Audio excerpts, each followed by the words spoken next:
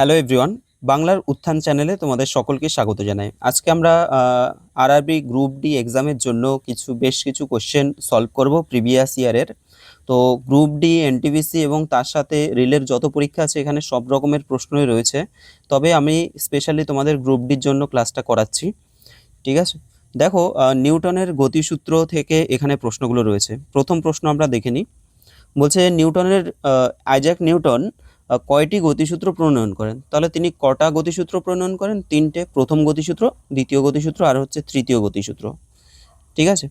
Next দেখো, পরের প্রশ্নে চলে যাচ্ছি। কোশ্চেন নাম্বার 2 বলছে যে কোনো বস্তুর ভরবেগের পরিবর্তনের হার বস্তুর উপর প্রযুক্ত বলের সমানুপাতিক এই নিয়মটি হিসাবে পরিচিত। অর্থাৎ কোনো বস্তুর ভরবেগের পরিবর্তনের হার বস্তুর উপর প্রযুক্ত বলের সমানুপাতিক।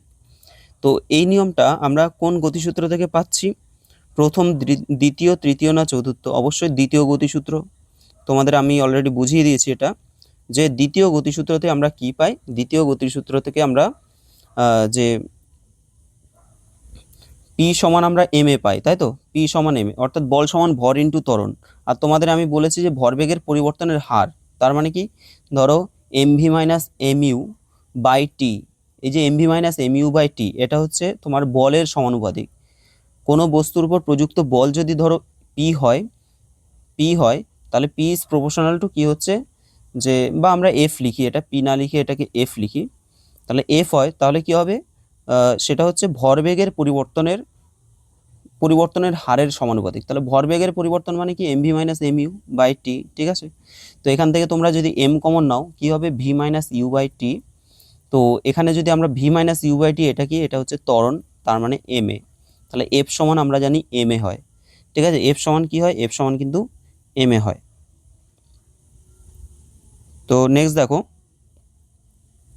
তাহলে এটা হচ্ছে আমাদের দ্বিতীয় গতিসূত্র থেকে আমরা এটা জানতে পারি। পরের প্রশ্ন বলছে যে নিউটনের দ্বিতীয় সূত্রের সমীকরণ কি? তো অলরেডি আমরা পেয়ে গেছি এফ সমান এম এ, তাই তো অপশান বি হবে অ্যান্সার। এফ সমান কি হবে? M A. অপশান বি হবে সঠিক অ্যান্সার, অপশান বি। আচ্ছা, নেক্সট দেখো, আর এখানে তোমাদের দ্বিতীয় সূত্র আমি বলেছিলাম যে ভরবেগের পরিবর্তনের হার কি হবে? MV minus MU by T. তাহলে এই যে প্রযুক্ত বল অর্থাৎ পি এফ, এফ হচ্ছে proportional MV minus MU by টি।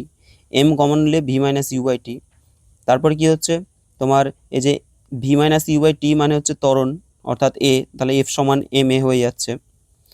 বা এখানে প্রপোর্শনালটা তুলে দিয়ে এখানে একটা ধ্রুবক আনলো কি? কে, তাই তো? ধ্রুবকটা কে আনলো, কে এর মান যদি 1 ধরি, তাহলে আমাদের এফ সমান এম এ হয়ে যায়। এটাই হচ্ছে আমাদের নিউটনের দ্বিতীয় গতিসূত্র। মনে রাখবে গতিসূত্রের গাণিতিক রূপটা আর কি। পরের প্রশ্ন, 4 নম্বর প্রশ্ন, নিউটনের প্রথম গতিসূত্রের অপর নাম কি? নিউটনের যে প্রথম গতিসূত্র আছে সেটাকে আরেকটা কি নামে পরিচিত? দেখো, বলছে ভরবেগের সূত্র, আন্দোলনের সূত্র, জাড্ডের সূত্র নাকি স্থানচ্যুতির সূত্র? তো আমরা জানি যে প্রথম গতিসূত্র থেকে আমরা দুটো বিষয় সম্পর্কে জানতে পারি। কি কি? একটা হচ্ছে পদার্থের জাড্য,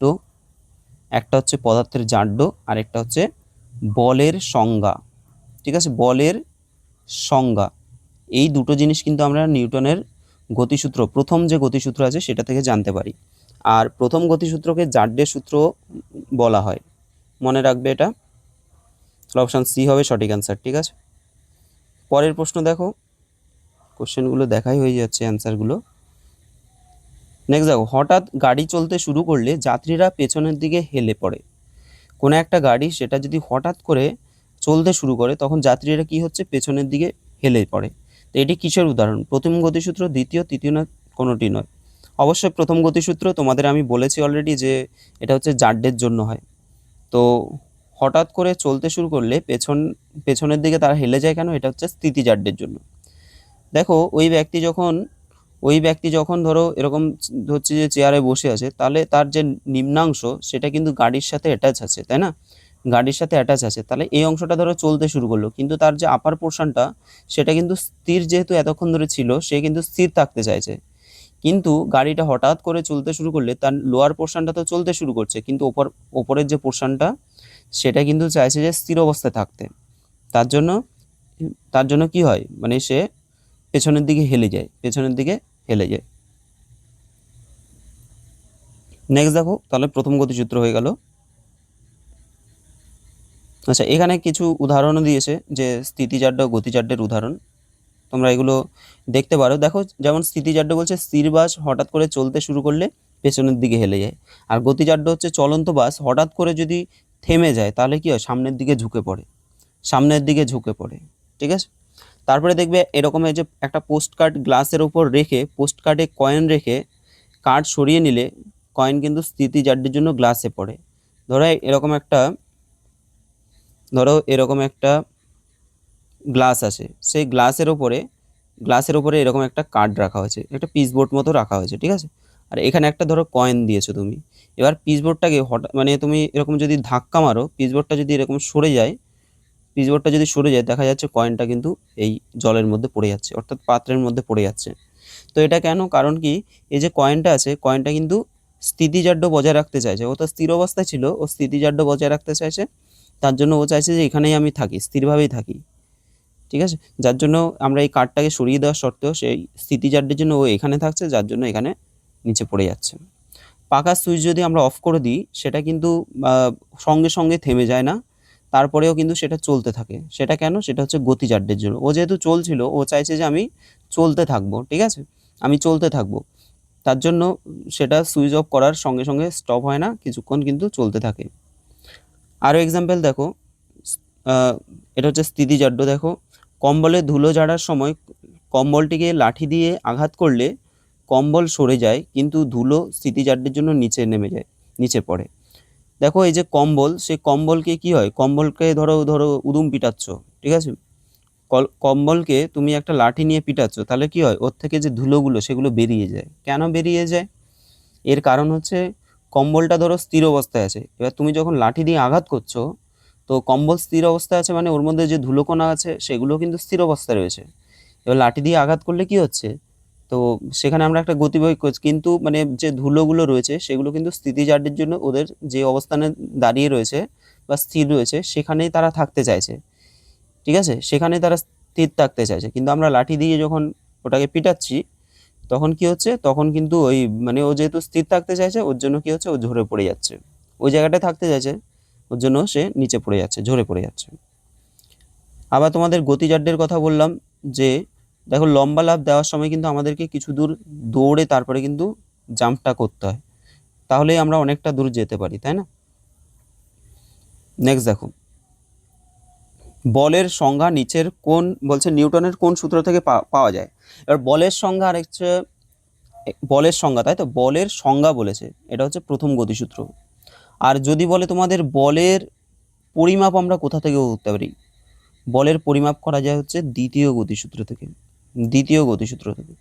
প্রথম গতিসূত্র থেকে এক হচ্ছে বলের সংজ্ঞা, দুই হচ্ছে বস্তুর জাড্য সম্পর্কে আমরা জানতে পারি। তাহলে অ্যান্সার হবে অপশান এ। এখানে দেখো, এখানে একটা জিনিস বলছে যে এই যে বলের সংজ্ঞা, এই যে বল কাকে বলে, এটা এখানে দেওয়া আছে। বাইরে থেকে যা প্রয়োগ করে কোনো অচল বস্তুকে সচল অবস্থায় আনা হয় বা আনার চেষ্টা করা হয়, কিংবা সচল বস্তুর গতির মান বা দিক পরিবর্তন করা হয় বা করার চেষ্টা করা হয়, তো এটাকে আমরা বলবো বল। ঠিক আছে, বল একটা ভেক্টর রাশি, কারণ এর মান এবং অভিমুখ দুই আছে, তার জন্য এটা একটা ভেক্টর রাশি। তাহলে একটা গতিশীল বস্তু, সেটাকে যদি আমরা স্থির অবস্থায় আনতে চাই, তার জন্য যেই জিনিসটা আমরা প্রয়োগ করি সেটা হচ্ছে বল। বা একটা গতিশীল বস্তু, সেটাকে যদি আমরা স্থির অবস্থায় আনতে চাই, বা একটা স্থির বস্তু সেটাকে যদি গতিশীল করতে চাই, তাহলে আমরা যেটা প্রয়োগ করি বা প্রয়োগ করার চেষ্টা করি সেটাই কিন্তু বল। পরেরটা দেখো, বলছে নদীর মাঝখানে ভাসমান মসৃণ বরফখণ্ডের উপর এক ব্যক্তি দাঁড়িয়ে আছে। ঠিক আছে, তো বরফখণ্ডের উপর এক ব্যক্তি দাঁড়িয়ে আছে, তো নদীর পাড়ে পৌঁছাতে হলে তাকে নিউটনের কোন গতিসূত্রের সাহায্য নিতে হবে। দেখো, নদীর পাড়ে সে যদি আসতে চায় তাহলে তাকে কি করতে হবে, দাঁড় টানতে হবে। ঠিক আছে, একটা লাঠি নিয়ে তাকে দাঁড় টানতে হবে। তার মানে কি, সেখানে কিন্তু তৃতীয় গতিসূত্র কি আছে, প্রত্যেক ক্রিয়ারই সমান ও বিপরীত প্রতিক্রিয়া আছে, তাই না? প্রত্যেক ক্রিয়ারই একটি সমান ও বিপরীতমুখী প্রতিক্রিয়া আছে। তার মানে কি, আমরা অনেকগুলো এক্সাম্পল তৃতীয় যে গতিসূত্র আছে সেখান থেকে পেতে পারি। যেমন এই যে রকেট উৎক্ষেপণ করা হয়, সেটা কিন্তু নিউটনের তৃতীয় গতিসূত্র থেকে। তারপরে ধরো আমরা যে হাঁটি, ঠিক আছে, আমরা ধরো হাঁটছি, তাহলে হাঁটলে কি, আমরা ধরো হাঁটছি, তাহলে আমরা যখন হাঁটি তখন কি হয়, মাটির উপর আমরা কিন্তু একটা ধরো বল প্রযুক্ত করছি, এবার মাটিও আমাদের উপরে সমান এবং বিপরীতমুখী একটা বল প্রযুক্ত করে, যার জন্য কিন্তু আমরা সামনের দিকে এগিয়ে যেতে পারি। ঠিক আছে, তারপরে ধরো এই যে ক্রিকেট খেলায় যে বলের মধ্যে মারে, তো এগুলো সবই ক্রিয়া এবং প্রতিক্রিয়ার, তাই তো? তো তৃতীয় গতিসূত্র থেকে আসবে। নেক্সট দেখো, তাহলে এটা হবে অপশান সি, তৃতীয় গতিসূত্র থেকে পাচ্ছি আমরা এই যে প্রত্যেক ক্রিয়ারই একটি সমান ও বিপরীতমুখী প্রতিক্রিয়া রয়েছে। এখানে দেখো অনেকগুলো এক্সাম্পল দিয়েও দিয়েছে। বলছে যে নৌকা ঘাটে এসে পৌঁছাতে তীরে লাফিয়ে নামার সময় নৌকাটি কিছুটা পেছনের দিকে সরে যায়। তো আমরা যদি ধরো এই নৌকা করে আসলাম, এবার আমরা ডাঙায় পৌঁছাবো। তো যখন আমরা এই নৌকা করে এসে তারপরে ধরো ডাঙায় যখন পৌঁছাবো, ধরো এক ব্যক্তি এখান থেকে এখানে লাফ দেবে, তো কি করে এই নৌকার উপরে একটা কিন্তু বল প্রয়োগ করে দিয়ে সে এই ডাঙায় পৌঁছায়, তাই তো? তার মানে এই যে নৌকার উপরে কি করলো, সে একটা বল প্রয়োগ করলো, ঠিক আছে, যার ফলে কিন্তু সে এগিয়ে গেল। তাহলে এই যে নৌকার উপর যেটা হচ্ছে ক্রিয়াবল, আর সে সামনের দিকে, তার ফলে প্রতিক্রিয়া স্বরূপ সে কিন্তু সামনের দিকে এগিয়ে গেল। হাঁটার সময় আমাদের পা কর্তৃক প্রযুক্ত ক্রিয়া ও মাটি কর্তৃক প্রযুক্ত প্রতিক্রিয়ায় আমরা হাঁটতে পারি। নৌকার মাঝি অগভীর জলে বাঁশ নিয়ে তলার মাটিতে যে ক্রিয়া করে সেটা কিন্তু নৌকা এগিয়ে চলে, তাই না? ওই যে বাঁশ নিয়ে সে যে দাঁড় টানে, তো সেটাও কিন্তু ক্রিয়া প্রতিক্রিয়ার ব্যাপার, তৃতীয় গতিসূত্র থেকে আসছে। মানে কি, যে বাঁশটা দিয়ে সেটাকে ঠেলছে, তার ফলে তো নৌকাটা এগিয়ে আসছে, তাই না? তারপরে দেখো বায়ুশূন্য স্থানে পাখি উঠতে পারে না। আচ্ছা দেখো, পাখি কিন্তু বায়ুশূন্য স্থানে উঠতে পারে না। আমরা দেখি আকাশে উঠছে, আকাশে তো বাতাস আছে না, সেই বাতাস থাকার কারণেই সে উঠতে পারছে। পাখি যখন তার ডানাটা ঝাপটায় আর কি, ডানাটা ধরো পেছনের দিকে সরায়, তখন ডানার মধ্যে বাতাসটা কি হয়, বাতাসটা আটকে যায়, মানে সেই বাতাসের ওপর একটা ক্রিয়া প্রয়োগ করে, যার ফলে সে প্রতিক্রিয়া স্বরূপ সামনের দিকে এগিয়ে যায়। নিচের কোন উদাহরণটি বলছে যে নিউটনের গতির প্রথম সূত্রকে ব্যাখ্যা করে, নিউটনের গতির প্রথম সূত্রকে ব্যাখ্যা করে।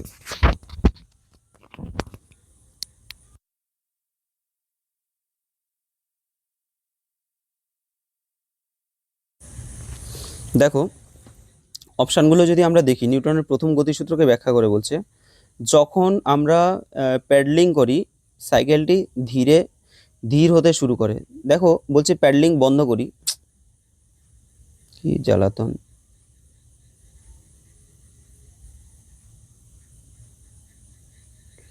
আচ্ছা, যখন আমরা প্যাডলিং বন্ধ করে দিই তখন কি হয়, সাইকেলটা ধীরে ধীরে মানে ধীর হতে শুরু করে। দেখো এই জিনিসটা কেন হয়, প্যাডলিং যখন বন্ধ করে দিই তখন তো সে হিসাব মতো নিউটনের এটা তৃতীয় মানে প্রথম যে গতিসূত্র আছে সেই হিসাবে কি হবে, প্যাডলিং যদি আমরা বন্ধ করে দিই তাহলে কিন্তু সে যে গতিবেগ নিয়ে চলছিল সে কিন্তু সমবেগে চলতে থাকবে, তাই না? কিন্তু সে ধীর ধীর হয়ে যায় কেন, কারণ এখানে ঘর্ষণের জন্য, চাকার সাথে রাস্তার যে ঘর্ষণ হয় সেই ঘর্ষণ ক্রিয়ার জন্য কিন্তু সে মানে ধীর হতে শুরু করে। তো এটা কিন্তু নিউটনের প্রথম গতিসূত্রকে ব্যাখ্যা করে না। যদি এটা বলতো যে প্যাডলিং বন্ধ করার সত্ত্বেও মানে প্যাডলিং বন্ধ করে দিল, তবুও সেই সাইকেলটা সমবেগে চলতে থাকছে, তাহলে সেটা নিউটনের প্রথম গতিসূত্র হতে পারে। পরেরটা বলছে দ্রুত গতিতে আসা ক্রিকেট বল ধরার সময়, খুব স্পিডে একটা বল আসছে, সেটা যখন আমরা ধরবো, ফিল্ডাররা চলমান বলের সাথে তার হাতকে ধীরে ধীরে পেছনের দিকে নিয়ে যায়।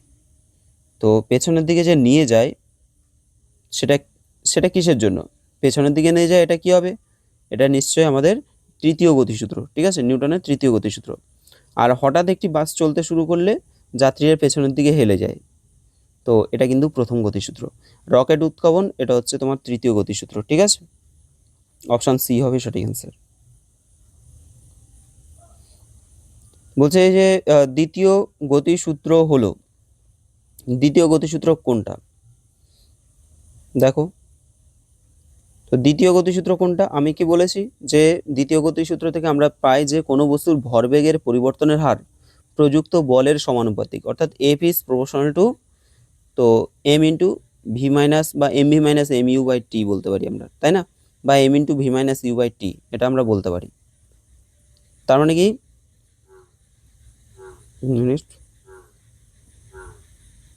তাহলে কোনটা পাবো বলো, এই যে অপশন ডি দেখছো, একটি বস্তুর ভরবেগের পরিবর্তনের হার বস্তুর উপর প্রযুক্ত মোট বলের সমানুপাতিক। ভরবেগের পরিবর্তনের হার কি হবে, বলের সমানুপাতিক হবে, অর্থাৎ এফ সমান এম এ হয়ে যাবে। বলছে গাছের ডালে দ্রুত নাড়ালে কিছু পাতা গাছ থেকে বিচ্ছিন্ন হয়ে যেতে পারে, এর কারণ কি? দেখো গাছের ডাল থেকে পাতাগুলো কেন বিচ্ছিন্ন হয়ে যায় বা ঝরে পড়ে যায় আমরা যদি গাছটাকে নাড়া দিই। ধরো একটা গাছ আছে, তো এখানে যে পাতাগুলো আছে, ঠিক আছে, এই পাতাগুলো কি আছে, এরা তো স্থির অবস্থায় রয়েছে, তাই না? এরা স্থির অবস্থায় রয়েছে। এখন আমি যদি গাছটা ধরে নাড়া দিই, গাছটা ধরে যদি নাড়া দিই, তাহলে কি হবে, এই পাতাগুলো তাদের স্থির অবস্থায় বজায় রাখতে চাইবে, মানে সে তার অবস্থান, নিজের অবস্থান যেখানে আছে সেখানেই থাকতে চাইবে। কিন্তু গাছটা যখন নাড়া দিচ্ছে ডালপালাগুলো তো নড়ে যাচ্ছে, তো ডালপালা নড়ে যাচ্ছে আর কিন্তু এ থাকতে চাইছে স্থির, তখনই কি হয়, এই পাতাগুলো ঝরে যায়। তাহলে এটা অবশ্যই ব্যাপারটা হচ্ছে জাড্যের জন্য, হচ্ছে স্থিতিজাড্যের জন্য, অবশ্যই স্থিতিজাড্যের জন্য। তারপর হচ্ছে গতির দ্বিতীয় সূত্রের সাথে কোনটি সম্পর্কিত? দ্বিতীয় সূত্রের সাথে কোনটা সম্পর্কিত? চাপ, ঠেলা, জড়তা নাকি ভরবেগ? দেখো জড়তা তো আমাদের প্রথম গতিসূত্র থেকে আমরা পাবো, তাই না? আর ভরবেগটা কিন্তু আমরা দ্বিতীয় গতিসূত্র থেকে জানতে পারি। আমরা পড়েছি অলরেডি ভরবেগের পরিবর্তনের হার বলের সমানুপাতিক। তাহলে অ্যান্সার হবে অপশন ডি, ভরবেগ। নিউটনের দ্বিতীয় গতিসূত্র হলো, আচ্ছা এখানে কি কি আছে, যে দুটি বস্তুর উপর ক্রিয়াশীল বলের সম্পর্ক ব্যাখ্যা করে।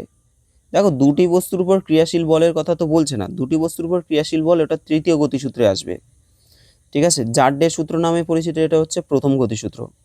বলের প্রভাব বুঝতে এটি সহায়ক, এটা আমরা বলতে পারি, কারণ কি বলের প্রভাব বুঝতে সহায়ক মানে হচ্ছে নিউটনের গতিসূত্র থেকে আমরা পাচ্ছি যে এফ সমান এম এ, তাই তো, বল সমান ভর ইন্টু ত্বরণ। তার মানে কি কতটা বল প্রযুক্ত হচ্ছে, কম বল না বেশি বল, অর্থাৎ বলের যে পরিমাপটা সেটা কিন্তু আমরা দ্বিতীয় গতিসূত্র থেকে পাবো। এরপরে দেখো এটি শক্তি সংরক্ষণের সূত্র নামে পরিচিত, এটা অপশন সি হবে, ঠিক আছে, সি। 13 নম্বর প্রশ্ন দেখো, এফ সমান এম এ সমীকরণটি নিউটনের কোন গতির সূত্র দ্বারা প্রদত্ত? তো এফ সমান এম এর দ্বিতীয় গতিসূত্র, তাই তো, দ্বিতীয় গতিসূত্র, অপশন এ। নিউটনের কোন গতিসূত্রে দেওয়ালে ছুড়ে দেওয়া বল কেন ধাক্কা লেগে ফিরে এলো? এটা অবশ্যই তৃতীয় গতিসূত্র থেকে আমরা পাবো, তাই না? দেওয়ালের মধ্যে যদি একটা বলকে আমরা ছুড়ে দিই, তাহলে সেটা আবার ধাক্কাকে ফিরে আসছে। প্রত্যেক ক্রিয়ারই একটা সমান ও বিপরীত প্রতিক্রিয়া রয়েছে। পরেরটা দেখো 15, নিচের কোন বিবৃতিটি নিউটনের গতির তৃতীয় সূত্রের জন্য সত্য বলেছে? তৃতীয় গতিসূত্রের জন্য কোনটা সত্য? বলছে বল একই বস্তুর উপর প্রয়োগ করা হয়। দেখো তৃতীয় গতিসূত্রে কখনোই কিন্তু একই বস্তুর উপর আমরা বল প্রয়োগ করি না, ঠিক আছে, এখানে কিন্তু আমাদের আলাদা বস্তুর উপর বল প্রয়োগ করতে হয়। তারপর বলছে যেমন এই যে বলছি যে একটা দেওয়ালের মধ্যে তুমি বলটা কি ঠেললে, তাই তো, বলটা ধরো ছুঁড়ে মারলে, তো সেক্ষেত্রে আমাদের এখানে ক্রিয়া বল আমরা প্রযুক্ত করছি বলের উপরে, আর এই দেওয়াল আমাদের উপর প্রতিক্রিয়া বল সৃষ্টি করছে। তারপরে যে বল একই বস্তুর উপর বিপরীত দিকে প্রয়োগ করে নাকি বল আলাদা বস্তুর উপর বিপরীত দিকে প্রয়োগ করি? ইয়েস, বল কিন্তু আলাদা বস্তুর উপর। আমি বলছি যে ধরো ব্যাট আছে, ব্যাট দিয়ে আমরা একটা বলকে পিটাচ্ছি, ধরো এখানে একটা বল আছে আর একটা ব্যাট দিয়ে বলটাকে, ঠিক আছে, বলটাকে মারা হচ্ছে। এবার এই যে বলটা এই ব্যাটের উপরে একটা ক্রিয়া বল প্রয়োগ করে, আর ব্যাটটাও এই বলের উপরে একটা প্রতিক্রিয়া বল সৃষ্টি করে, ঠিক আছে। তার মানে এই ক্রিয়াটা হচ্ছে তোমার বলের উপরে, আর ব্যাটের উপরে কিন্তু এটা প্রতিক্রিয়া যাচ্ছে। তার মানে কি এখানে কিন্তু দুটো আলাদা বস্তুর উপরে বিপরীত দিকে প্রয়োগ করে, ঠিক আছে। আমরা বলেছি প্রত্যেক ক্রিয়ারই সমান ও বিপরীত প্রতিক্রিয়া আছে, বিপরীত প্রতিক্রিয়া, এটা যদি এদিকে হয় এটা হয়ে যাচ্ছে এদিকে। নেক্সট দেখো, বস্তুর ভরবেগের পরিবর্তনের হার কিসের সমানুপাতিক? তো তোমাদের অলরেডি আমি বলেছি দ্বিতীয় গতিসূত্র সম্পর্কে, যে ভরবেগের পরিবর্তনের হার কিসের সমানুপাতিক হবে? দেখো অপশানগুলো, বলের সমানুপাতিক, তাই না? F is proportional to M A, মানে এফ সমান হচ্ছে এম এ। আচ্ছা নেক্সট দেখো, তো এম এ বলতে ওই ভি মাইনাস ইউ বাই টি। আচ্ছা নেক্সট দেখো, বলছে নিচের কোন তথ্যটি ভুল, বলছে কোনটা ভুল? যখন একটি বাস হঠাৎ থেমে যায়, বসে থাকা যাত্রীরা পেছনের দিকে হেলে যায়। কি বলছে, যখন একটি বাস হঠাৎ থেমে যায় বলছে যে বসে থাকা যাত্রীরা পেছনের দিকে হেলে যায়। পেছনের দিকে হেলে যায় কি? থেমে গেলে কি হয়, সামনের দিকে ঝুঁকে পড়ে, তাই না? তাহলে এটা হয়ে যাবে অপশান এই হবে, অপশান এ হবে। পরের প্রশ্ন গেলে পরেরটা দেখো 18। 18 বলছে যে 1 KG metre per second square মানে কি? 1 KG metre per second square মানে হচ্ছে 1 নিউটন। তোমাদের আমি ভরবেগ সমান কি বলেছি? ভরবেগ মানে হচ্ছে ভর ইন্টু বেগ, ঠিক আছে? ভরবেগ সমান কি? ভর ইন্টু বেগ। এবার দেখো আমরা এই যে ভরের একক যদি আমরা এসআইতে বসাই কেজি, আর বেগের একক কি? Metre per second square. তাহলে এই যে KG metre per second square মানেই কিন্তু 1 নিউটন। তোমাদের দেখবে বোর্ডেও লেখানো আছে। তাহলে 1 KG metre per second square মানে হচ্ছে 1 নিউটন, ঠিক আছে? নেক্সট দেখো, নিউটনের গতির সূত্র প্রকাশের বছর কি ছিল? নিউটন কোন বছর মানে নিউটনের যে গতির সূত্র সেটা কোন বছর প্রকাশিত হয়েছিল? এটা তোমরা একটু মুখস্থ করবে, 1687, অপশান ডি, ঠিক আছে? 1687, অপশান ডি হবে সঠিক। 1687। দ্রুত এগিয়ে আসা ক্রিকেট বল ধরার সময় একজন ফিল্ডার কেন তার হাত পেছনের দিকে নিয়ে আসে? তো একজন ক্রিকেটার কি করে, বলটাকে যখন ক্যাচ ধরে তখন কি করে, মানে ক্যাচ ধরার সময় হাতটাকে দেখবে নিচের দিকে নিয়ে আসে, টেনে নেয় হাতটাকে, ঠিক আছে? কারণ কি? কারণ সে ভয়াতুর, মানে সে ভয় পায় তার জন্য? একদমই না। কারণ এটি বল লক্ষ্য করতে সাহায্য করে, মানে বলটাকে অবজার্ভ করতে সাহায্য করে না। তিনি দীর্ঘ সময়ের জন্য কম বল অনুভব করেন। হ্যাঁ, ঠিক আছে, দীর্ঘ সময়ের জন্য তিনি কম বল অনুভব করেন, মানে মোটামুটি যে ক্রিয়া বলটা সেটাকে কিছুটা প্রশমিত করার জন্য কিন্তু করা হয় এটা। আর দিয়েছে কারণ এটি তাকে সতর্কতা দেয় না। সি হবে, ঠিক আছে? নেক্সট দেখো, বন্দুক থেকে গুলি ছোড়ার পর বন্দুকটি না থেমে পেছনের দিকে পিছিয়ে আসলে বন্দুকটির গতিশক্তি কি হবে? কি বলছে এটা? বন্দুক থেকে যখন গুলি ছোড়া হয়, দেখো বন্দুক থেকে গুলি ছোড়া মানে এখানে তৃতীয় গতিসূত্র চলে আসবে, ঠিক আছে? তৃতীয় গতিসূত্র চলে আসবে। তাহলে বলছে পর বন্দুকটি না থেমে পেছন দিকে পিছিয়ে আসলে, তো বন্দুক মানে দেখবে বন্দুক চালালে কি হয়, সামনের দিকে ধরো বুলেটটা যাচ্ছে আর বন্দুকটা কিন্তু পেছনের দিকে একটা ধাক্কা দেয়, ঠিক আছে? পেছনের দিকে ধাক্কা দেয় বা পেছনের দিকে সরে আসে। তো আসলে বন্দুকটির গতিশক্তি কি হবে? আমরা ওই হাতে যেগুলো যে বন্দুকগুলো ধরি সেগুলোতে এগুলো হয়তো অতটা বোঝা যায় না, কিন্তু ওই যারা মিলিটারিতে রয়েছে বা সত্যিকারের যে বন্দুকগুলো সেগুলোর ক্ষেত্রে কিন্তু এটা লক্ষ্য করা যায়, মানে বোঝা যায় আর কি ভালো করে। কি বলছে? বন্দুক থেকে গুলি ছোড়ার পর বন্দুকটি না থেমে পেছনের দিকে পিছিয়ে আসলে বন্দুকটির গতিশক্তি কি হবে? বুলেটের গতিশক্তি থেকে বেশি হবে, বুলেটের গতিশক্তি থেকে কম হবে, নাকি বুলেটের গতিশক্তির সমান হবে, নাকি শূন্য হবে? দেখো এটা অপশান বি হবে, বুলেটের যে গতিশক্তি তার থেকে অবশ্যই কম হবে, ঠিক আছে? কি হবে? বুলেটের যে গতিশক্তি সেটার থেকে কম হবে। অপশান বি হবে সঠিক অ্যান্সার। তারপরে দেখো, ভর ও ত্বরণের গুণফলকে কি বলা হয়? তাহলে ভর ও ত্বরণ মানে এম এ, এটা কি বল না? এফ সমান M A, F equals to কি? M A. বল সমান হচ্ছে ভর ইন্টু ত্বরণ, এটা আমাদের দ্বিতীয় গতিসূত্রের থেকে আমরা পাচ্ছি। নিচের কোন উদাহরণটি তৃতীয় গতিসূত্রের বিবরণ দেয়? রকেট উৎক্ষেপণ, প্রথমটাই অ্যান্সার, তাই না? রকেট উৎক্ষেপণ। পরেরটা বলছে হঠাৎ বাস চলতে শুরু করছে, পেছনের দিকে হেলে যায়, এটা প্রথম গতিসূত্র। সাইকেল প্যাডেল বন্ধ করা দিলে চাকার ঘূর্ণন আস্তে আস্তে কমতে থাকে, এটা ঘর্ষণের জন্য হয়, ঠিক আছে? ঘর্ষণের জন্য কমতে থাকে। দ্রুত গতিতে আসা বল ধরতে ফিল্ডার তার হাতকে পেছনের দিকে নিয়ে যায়, এটা তৃতীয় গতিসূত্রের জন্য।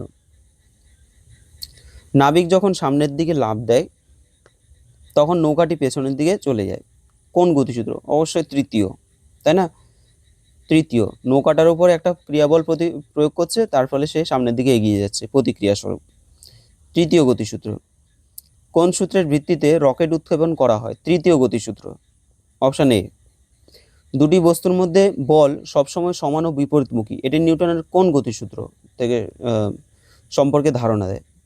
বলছে দুটি বস্তুর উপর বল সমান ও বিপরীতমুখী, তাহলে সমান ও বিপরীতমুখী তৃতীয় গতিসূত্র, তৃতীয় গতিসূত্র, ঠিক আছে? 26, তৃতীয় গতিসূত্র, অপশান এ। তারপর বলছে 27, একজন লোক স্থির জলে নৌকায় দাঁড়িয়ে আছে, স্থির জলে নৌকায় দাঁড়িয়ে আছে, যদি সে তীরের দিকে হাঁটার চেষ্টা করে তবে নৌকাটি কোন দিকে যাবে? দেখো এখানে বলছে যে একজন লোক স্থির জলে নৌকায় দাঁড়িয়ে আছে, নৌকার মধ্যে দাঁড়িয়ে আছে। এবার সে তীরের দিকে যদি হাঁটতে শুরু করে, সে যদি তীরের দিকে হাঁটতে শুরু করে তাহলে কি হবে? হাঁটার চেষ্টা করে, নৌকা যাবে তীরের থেকে দূরে, তাই না? ধরো এখানে তীর, এটা হচ্ছে তীর, তাহলে কি হবে? আমি যদি এখানে পা দিচ্ছি, তো মানে এর ওপরে যখন বল প্রয়োগ করছি, এ কি করছে? পেছনের দিকে, নৌকাটা পেছনের দিকে কিন্তু সরে যাবে কিছুটা, আর আমি কিন্তু সামনের দিকে এগিয়ে যাব। ঠিক আছে, তাহলে তীর থেকে কিন্তু দূরে সরে যাবে, দূরে সরে যাবে। যখন বন্দুক থেকে গুলি নিক্ষেপ করা হয় তখন বন্দুকটি বিপরীত দিকে যায়, এটি নিউটনের কোন গতিসূত্র? অবশ্যই তৃতীয় গতিসূত্র। নিউটনের গতির তৃতীয় সূত্র নিচের কোন পরিস্থিতিতে প্রযোজ্য? তৃতীয় গতিসূত্র বলছে কোনটার ক্ষেত্রে প্রযোজ্য? এক ব্যক্তি নৌকা থেকে ঝাঁপ দেয়, নৌকা পেছনের দিকে সরে যায়। একদমই তাই, অপশান এ হবে, তাই না? অপশান এ হয়ে যাবে। কোথায় গেল? হ্যাঁ, নেক্সট দেখো 30 নম্বর প্রশ্ন, কিসের ভিত্তিতে বলের সংজ্ঞা ব্যাখ্যা করা যেতে পারে? দেখো বলের সংজ্ঞা আমরা বলেছি প্রথম গতিসূত্র থেকে, তাই না? বলের সংজ্ঞা আর হচ্ছে জারড, এটা হচ্ছে প্রথম গতিসূত্র। যদি বলের পরিমাপ বলে তাহলে হবে দ্বিতীয় গতিসূত্র।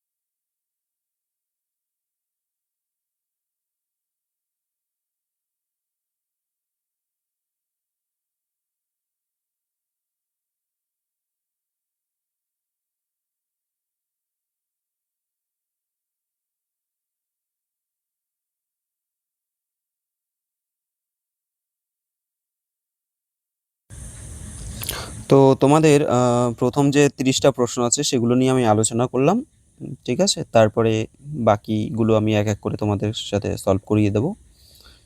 তো চলো আজকের জন্য এখানে দেখা হচ্ছে তোমাদের সাথে পরের ভিডিওতে।